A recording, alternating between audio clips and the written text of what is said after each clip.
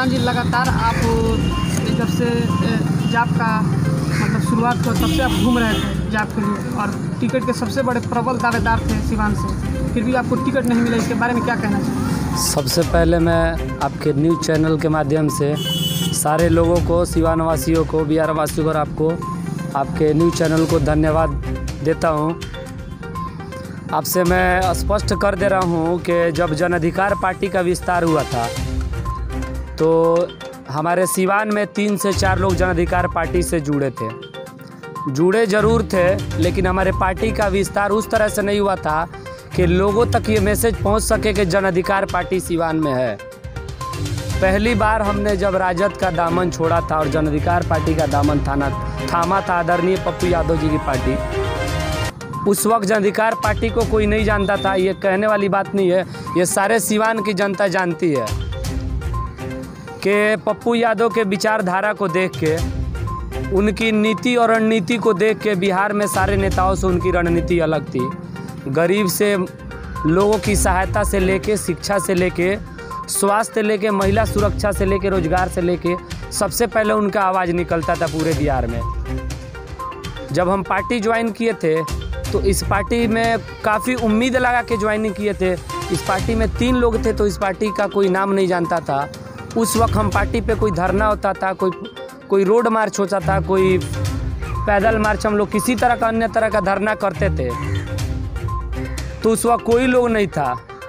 हम अपने साथियों को लेके लगातार कंटिन्यू किसी तरह का सरकार विरोध प्रदर्शन हम लोग करते थे।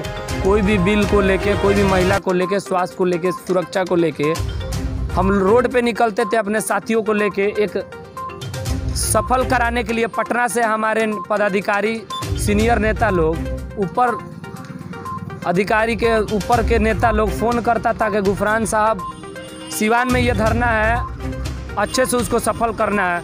तो 10-20 साथियों को लेके हम रोड पे निकलते थे, उनके साथ मिलजुल के एक धरना और एक रैली सफल करते थे। बहुत सारा लोग हमें ये आश्वासन दिया कि हमारे पार्टी में आ जाइए, जेडीयू से हुआ, भाजपा से और राजद से, फिर आ जाइए, आपको इस पोस्ट पे देते हैं। हमने कहा नहीं, विचारधारा से हम समझौता नहीं करते हैं। अच्छे नीति के नेता के साथ मैं जुड़ा हूँ। अगर मुझे पता होता कि लास्ट में मेहनत का फल नहीं मिलता, साफ पैसा लेके टिकट मिलता है, तो मुझे इस सिवान में जनता के बीच रहना ही नहीं चाहिए था। हमें भी नेताओं के साथ पैसा का राजनीति करने चाहिए था और चुनाव के समय जाके उनको तेल और मालिश लगा के टिकट लेके सिवान में हम आके चुनाव आज प्रचार प्रसार कर रहे होते। लेकिन मैं अपने नीतियों के साथ समझौता नहीं करता हूँ और ना ही कभी करूँगा।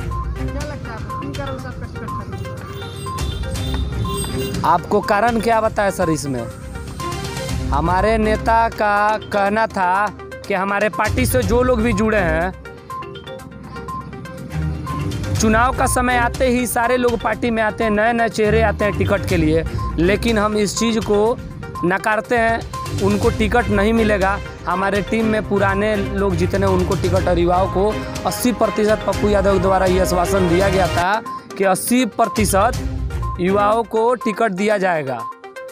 ये कुछ इसे कहा जाए, दलाली कहा जाए या घूसखोरी कहा जाए, कुछ चंद पैसों के कारण हमारी उम्मीद है कि टिकट मेरा कटा है। कंटिन्यू 4 साल से हम सदर विधानसभा में एक एक गांव का दौरा किए हैं। 12 बजे रात को किसी को खून का जरूरत पड़ा है तो हम खड़ा हुए हैं। अच्छा, अगर जाप आपको टिकट नहीं दी है सिवान सदर 105 विधानसभा से, तो क्या लगता है जाप अपना कब्जा कर पाएगी 105 सिवान विधानसभा में आपका टिकट काट के? आप इस चीज़ से स्पष्ट हो लीजिए कि जो बनाना जाता है वो बिगाड़ना भी जानता है।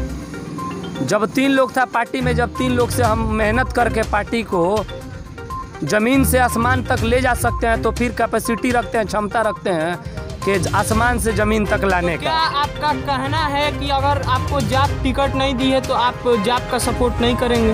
पार्टी का तो समर्थन है मेरा। तो फिर आप कह रहे हैं कि जब हम आसमान तक ले गए, वो हमारी क्षमता है। मैंने आपको अपना क्षमता बताया सर, वो मेरी कैपेसिटी है। हम जितना मेहनत करते हैं उसके अनुसार आपके माध्यम से जनता और पूरे बिहार वासियों को बताना चाहते हैं। तो आपका कहना है कि हम जाप को ले गए सिवान सदर विधानसभा में आसमान पर? जाप जब शुरू हुआ तो सिवान में सिर्फ उसके 3 कैंडिडेट जो कार्यकर्ता 3 से 4 थे, कार्यकर्ता थे। कार्यकर्ता थे। तो आपका अभी कहना है कि जो आसमान पे ले जा सकते हैं वो नीचे भी ला सकते हैं, ये सारी दुनिया जानती है। तो फिर आपका जो हमारे व्यूअर्स हैं उनको बताइएगा कि आपका इस जो बात अभी कहें इसका थोड़ा विचारधारा थोड़ा बड़े मतलब अच्छे से विचारधारा बताइए। इसका विचारधारा मैं स्पष्ट कर देता हूँ कि अगर 12 बजे रात को किसी माँ के बेटी को, किसी बहन को, गर्भवती महिला को अगर अस्पताल की ज़रूरत पड़ता है तो ना धूप ना रात देखते हैं, ना तूफान देखते हैं, ना आंधी देखते हैं। सबसे पहले आपका भाई गुफरान अहमद सिद्दीकी अस्पताल रोड में खड़ा होता है। उस रोड से मैं पला बड़ा हूँ सर। मेहनत का फल मिलता तो आज हम ये चीज़ आपके सामने अपनी बातों को नहीं रखते हैं सर। इनके जिम्मेदार बीच के दलालों का सर। हमारे नेता की नीति अच्छी है, उन तक पप्पू यादव, आदरणीय पप्पू यादव की नीति बहुत अच्छी है।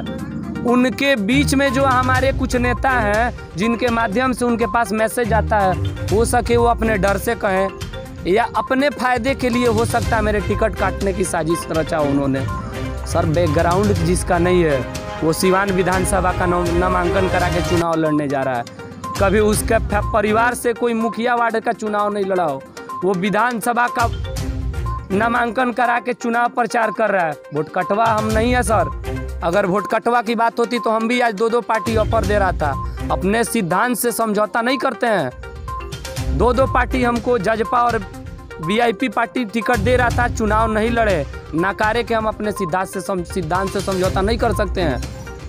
पप्पू यादव के सच्चे सेवक हैं, पप्पू यादव के साथ हैं, आगे भी रहेंगे। लेकिन सबसे बड़ी बात है मेरा टिकट कटने का दुख है कि मुझे मेहनत का फल नहीं मिला। बीच में इन दलालों के कारण, जो चंद पैसों के कारण जिन्होंने अपना ईमान बेच दिया। गुफरान अहमद सिद्दीकी, जन अधिकार पार्टी से युवा अध्यक्ष हूँ।